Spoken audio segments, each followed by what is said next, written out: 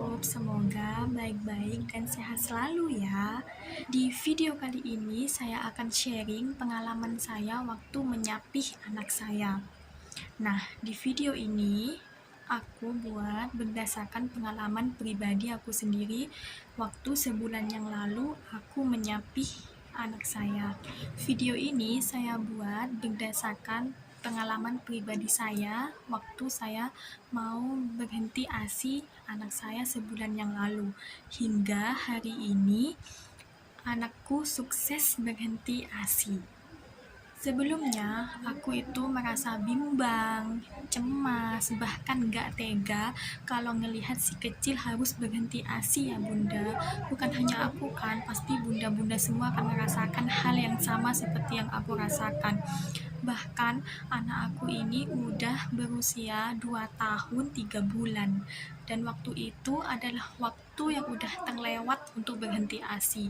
Karena sebenarnya ASI itu hanya sampai 2 tahun. Hingga aku sampai dinasehati oleh bidannya kalau si Ilona itu udah harus berhenti ASI dan udah waktunya untuk berhenti ASI.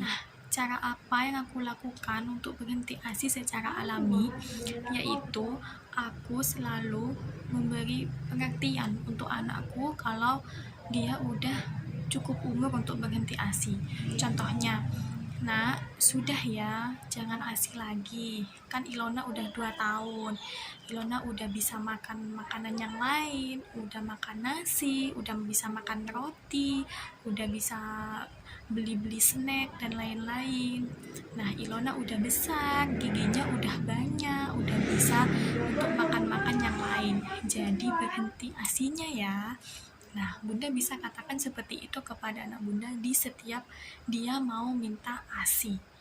Nah, selanjutnya cara yang aku lakukan yaitu aku selalu berusaha untuk Ilona itu gak minum ASI waktu dia bangun tidur di pagi hari. Caranya yaitu aku selalu menyiapkan makanan kesukaan Ilona itu sebelum dia bangun tidur. Nah, waktu dia bangun tidur, aku segera kasih tuh makanan kesukaannya dia.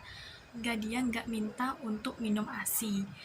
Nah, cara ini aku lakukan berhari-hari, paling kurang lebih 1 minggu, dan itu berhasil Ilona nggak ASI waktu bangun tidur.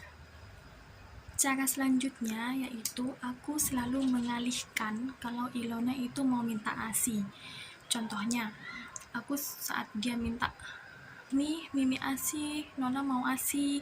Nah, waktu itu aku selalu ngajak dia untuk beli mainan, atau ajak dia pergi untuk jalan-jalan, atau ajak dia untuk beli-beli makanan yang lain, atau ajak dia kemana. Dan aku tuh selalu mengalihkan dia untuk dia tidak minum ASI. Nah, aku biasanya setiap hari itu, karena rumahku berdekatan dengan PAUD, jadi setiap pagi aku bawa Ilona itu ke PAUD untuk main di sana hingga siang hari. Nah, waktu siang pun Ilona pasti aku selalu alihkan untuk minum ASI. Selalu dikasih makan biar dia kenyang dan dia lupa dengan ASI. Tapi aku tetap kasih dia ASI pas waktu dia mau tidur siang. Habis bangun tidur, dia nggak ASI lagi. Pasti aku kasih makanan-makanan hingga dia nggak minum ASI. Selalu aku alihkan dia. Tapi malamnya, pas mau tidur malam, aku kasih dia ASI lagi sebelum dia mau tidur malam. Dan alhamdulillah, aku lakukan tiap hari itu berhasil. Nah, untuk usaha aku selanjutnya yaitu gimana caranya Ilona tidur siang itu nggak ASI. Dengan cara aku tuh selalu bikin dia kenyang, dan selalu sebelum dia mau tidur siang pasti aku kasih makan dia terlebih dahulu. Sebelumnya itu pasti sebelum bobo aku tuh mandiin dia dulu di siang hari. Terus aku kasih dia nonton kartun ataupun nonton apapun yang dia suka hingga dia terlelap tidur dengan sendirinya dan dia lupa yang mau ASI. Sampai dia bangun tidur sorenya, dia terus dialihkan sama aku nggak minum ASI sampai malam hari saat dia mau tidur. Saat dia mau tidur baru aku kasih dia ASI lagi pas mau tidur malamnya aja. Dan alhamdulillah beberapa hari itu juga sudah berhasil. Dan tinggal satu langkah lagi, sebelum tidur malam itu aku selalu bawa Ilon untuk bermain. Dan juga bunda jangan lupa bikin anak kita tuh kenyang tapi nggak kekenyangan ya kan, paling tidak dia kenyang dan lupa untuk minum ASI. Nah, aku itu sebelum Ilona tidur pasti aku bawa dia jalan-jalan terlebih dahulu, naik sepeda. Pasti dia digendong, diomong-omongin, naik sepeda sampai dia tenggelam tidur malam hari tanpa dia minum ASI.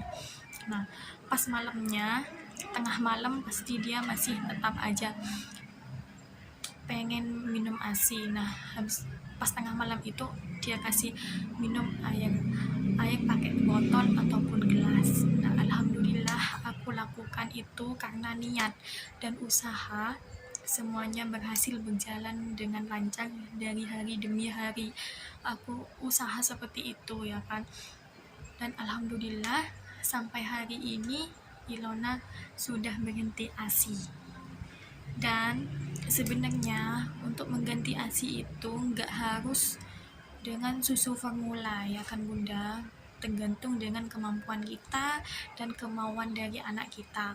Nah, waktu itu kemarin itu Ilona pas berhenti ASI sempat aku ganti dengan susu. Sebelum tidur aku kasih susu, waktu itu dikasih susu SGM Explore 1 Plus. Nah, tapi pas dapat 1 minggu setiap mau tidur minum susu formula itu, ternyata si anakku tuh nggak mau, tapi minumnya susu itu sore hari pas sesudah dia habis mandi. Pasti dia minum susu segelas itu pakai gelas, minumnya pakai gelas, karena kalau diajarin pakai botol itu tambah susah lagi untuk berhentinya. Nah, setelah seminggu berikutnya Ilona tuh nggak begitu suka dengan si susu yang tadi itu, hingga sampai hari ini Ilona lebih suka minum air putih. Jadi pas berhenti ASI cuma beberapa hari yang aku kasih dia susu, karena sekarang dia udah berhenti nggak mau sama susunya, maunya sama air putih aja. Nah, kenapa aku waktu itu kasih dia susu? Karena aku tuh khawatir ya kan bunda, jadi seorang ibu kan selalu khawatir dengan ke anaknya, takutnya dia menyusut berat badannya seperti itu. Khawatir banget yang aku rasakan, pasti bunda-bunda kan merasakan yang seperti itu ya kan. Nah, cara ini yang aku lakukan itu nggak bisa instan ya kan bunda, butuh waktu butuh berhari-hari untuk dia berhenti dengan ASI, untuk dia lupa dengan ASI gitu. Tapi semua itu harus dijalani dengan niat usaha dan juga ikhtiar kita ya kan. Dan yang paling penting adalah kesabaran dari seorang ibu waktu itu menurut saya sih. Dan dengan seperti itu, dengan melakukan bertahap seperti itu, aku sejujurnya gak pernah ngerasain yang namanya bengkak payudara. Aku gak pernah ngerasain sedikit pun bengkak payudara. Nah, itu yang ingin aku share untuk bunda-bunda sekalian. Dan aku tuh ingin beri pesan buat bunda-bunda sekalian, jangan pernah ngebohongi anak kita ya kan, jangan pernah ngebohongi anak kita dengan ngasih si payudara dengan lipstick atau apapun yang pahit, karena itu tuh nggak baik untuk anak kita. Bahkan jangan pernah juga untuk menghentikan ASI itu dalam waktu sekejap. Maksudnya jangan tiba-tiba gitu, jangan tiba-tiba untuk menghentikan ASI, karena itu juga gak baik untuk anak kita dan juga gak baik untuk kita sendiri. Karena dengan tiba-tiba menghentikan ASI, maka ASI kita itu akan bengkak, payudara kita akan bengkak.